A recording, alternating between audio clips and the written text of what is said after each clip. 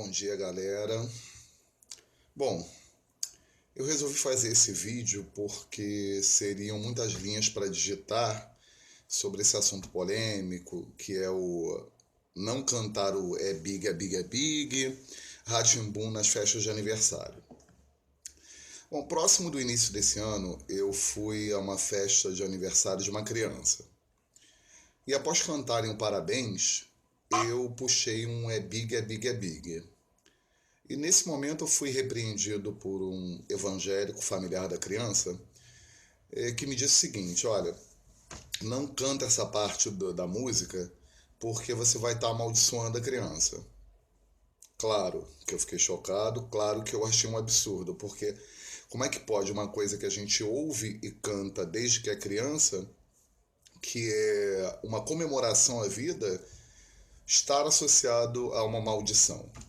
Mas aí não deixei essa história me abalar e fui seguir em frente e esqueci o assunto. Quando foi algum tempo depois, eu comecei a ir a outras festas de aniversário de crianças, onde os pais, parentes ou pessoas ligadas à família também eram evangélicos. E aí eu percebi uma coisa: não cantar essa parte da música, do é big, do Rá-Tim-Bum, realmente se tornou regra para essas pessoas. Então pensei o seguinte: não, peraí, essa história de Rá-Tim-Bum ser maldição deve ter saído de algum lugar, né? Eu vou me aprofundar nesse assunto. E fui. E aí eu comecei a fazer uma pesquisa.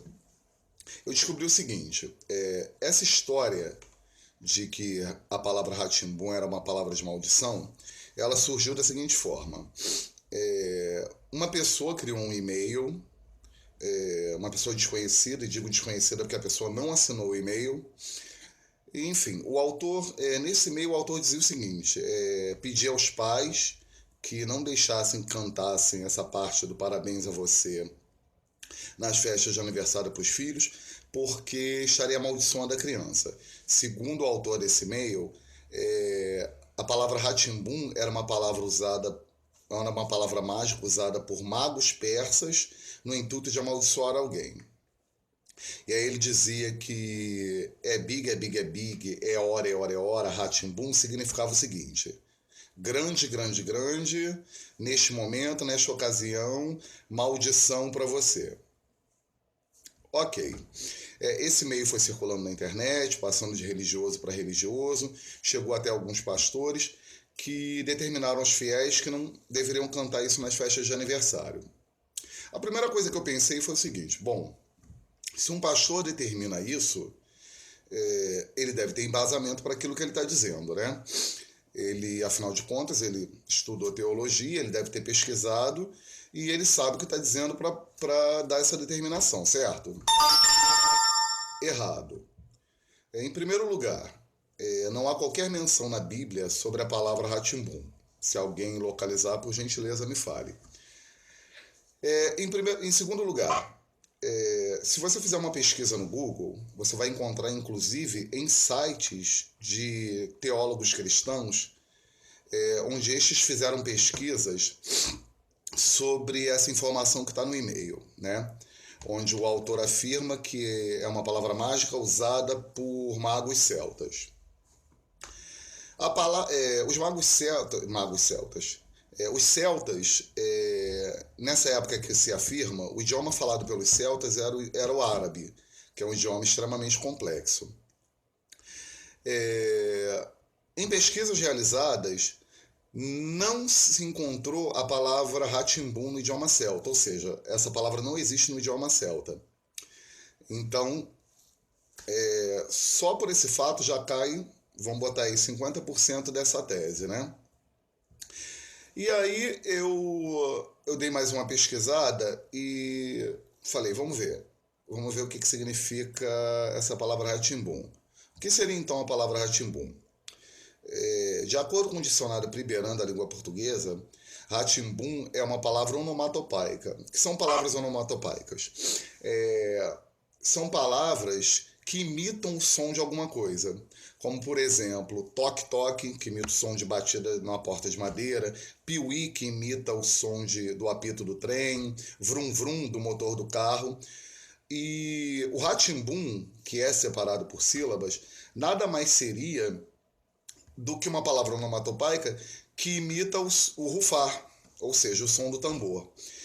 Nessa subdivisão da palavra, aí nós teremos os pratos, teremos como se fosse uma espécie de bateria, né? Mas na definição do dicionário Pribeirã de língua portuguesa, seria o rufar dos tambores. Então, não, Rá-Tim-Bum não tem nada a ver com maldição. E só a título de curiosidade, a música Parabéns a Você, que a gente canta como Parabéns pra Você, ela foi criada por Berta Celeste Homem de Mello em 1949 para um concurso da Rádio Tupi. Já essa parte do que a gente canta é big, é big, é big, mas que na verdade é pique, é pique, é pique, né? Ao contrário do que esse autor diz lá no e-mail, que é big, é big, é big, e traduz para o português como é grande, é grande, é grande. Na verdade, não é nem é big, é big, é big, é pique, é pique, é pique. E existem documentos que mostram que, na verdade, essa saudação é pique, é pique, é pique, foi uma saudação criada para um estudante de direito da Faculdade de Direito de São Paulo, de São Francisco em São Paulo, que tinha um apelido de Pique-Pique. Então os outros alunos, para saudá-lo, quando ele chegava, cantavam é pique, é pique, é pique. A parte do é hora, é hora, ela foi criada quando esses mesmos estudantes se reuniam em bares para pedir mais uma rodada de bebida. E aí eles gritavam isso é hora, é hora, é hora. E o Rá-Tim-Bum, como eu disse, essa palavra onomatopaica que foi introduzida. Toda essa junção foi introduzida como motivo de comemoração, integrada ao Parabéns a Você. Então, assim, não, a palavra Rá-Tim-Bum não tem nenhuma relação com maldição, tá? Isso aí é uma invenção das pessoas que não sei por que razão.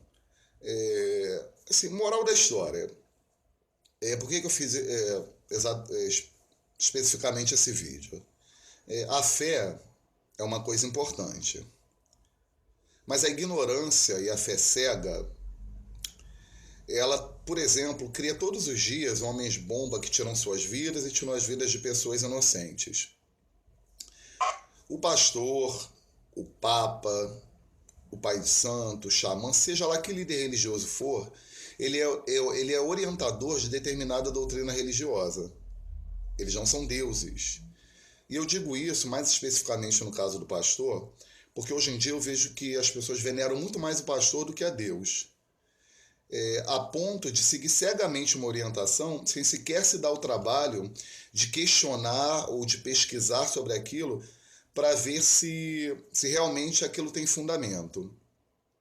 E muitas vezes, na tentativa da gente buscar a Deus, a gente acaba indo por caminhos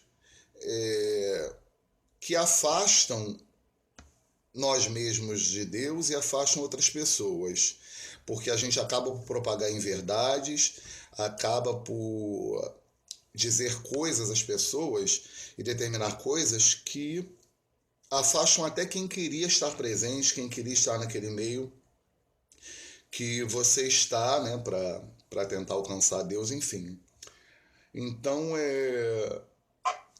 seria muito importante que as pessoas fizessem uma pesquisa antes de sair afirmando coisas e não comprassem tudo que é dito, tudo que é postado em rede social antes de fazer uma pesquisa para saber se é verdade. Porque a ignorância é um problema sério. Pense nisso.